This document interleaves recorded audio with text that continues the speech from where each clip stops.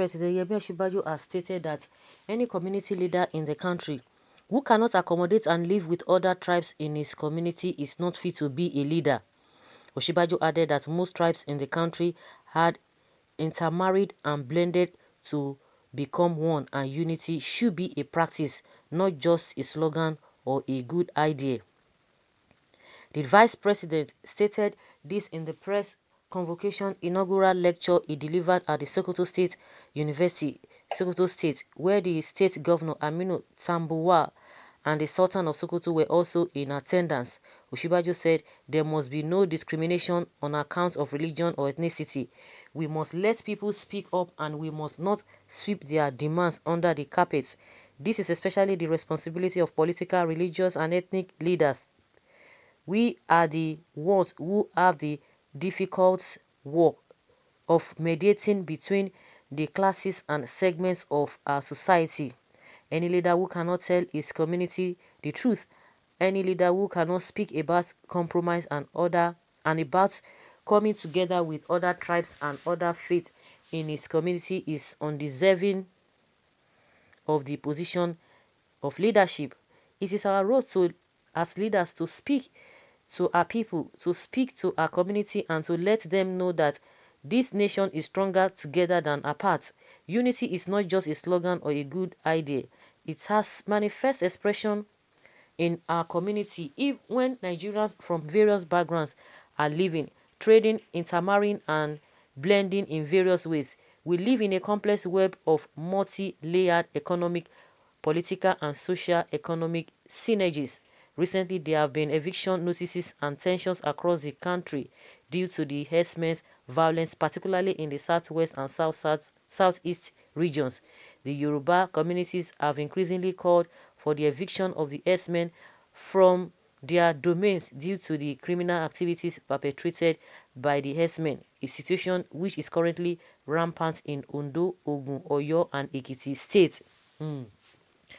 So according to the Vice President, any community leader who cannot manage other tribes isn't a leader. So I don't even know the corner or the angle this man is taking this whole thing from. From my own understanding, before I even go there, recently the former senator representing Kaduna, Senator Shehu Sani, he said Buhari should address the bandits in the language they will understand. That they don't understand English, they should address them in their local language so that they will understand, because all this order that is given, it does not even they don't understand it, which I think it goes beyond that. But if I want to draw from that angle to what the Vice President has said, all these people can speak English. Now, instead of them to go direct, okay, you might just say, oh, because it's in that particular state now, so you want to be diplomatic or whatever, which I don't think is even necessary. Hit the nail on the head. All this language, one thing, person no feel lead in this thing, he does not feel. Oh, those are not the things we are talking about. To speak the language people can understand. Even if you are speaking the English, hit it on the nail. Or hit the nail on the head. Hit it. This diplomacy or diplomatic words, I don't get it. So now, if you want to take it back to the southern part of the country, especially southwest, so those people in that area now, because all of these things are happening, the security, the government, what you are supposed to do when people are reporting the cases of intimidation and harassment and abduction, what did you people do? Did you condemn it? Did you say anything about it? So now automatically the leaders in those communities now, they don't deserve. You always be preaching peace, but people who are committing atrocities, you are not saying anything about it. You are not saying anything about what they are doing. But when people begin to say, oh, we don't want you here, then you now begin to tell them that, you have to live in peace with them, this and that, blah, blah, blah, blue, blue, blue, all those kind of English. I don't even understand that. I don't even understand that. This kind of political correctness is causing a lot of problem in this country. Believe you me. Tell people who are doing wrong, doing bad things, tell them to deviate, to desist from that. No, you are not going to be saying it. The victims are the ones that you are going to be lashing, whether directly or indirectly. Well, I have never heard you condemn herdsmen, many atrocities, and here you are giving lecture on how to manage other tribes. We can see the type of leader we have in this part of the country.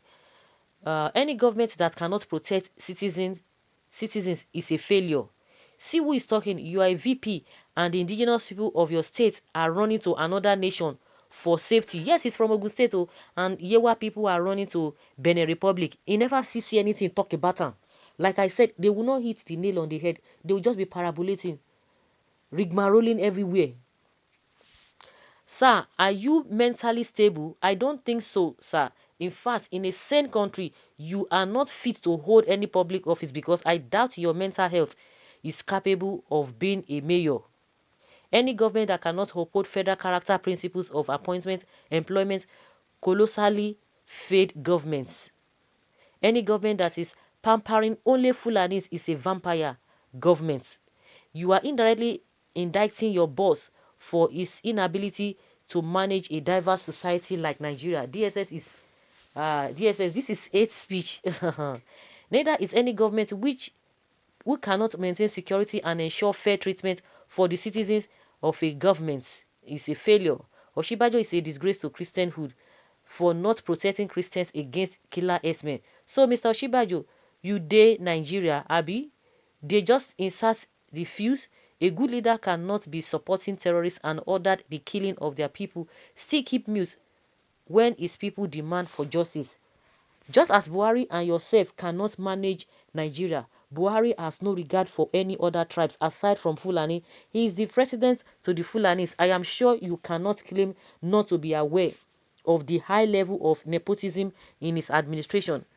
I wrote this in capital letter so you all can get the message. I come in peace.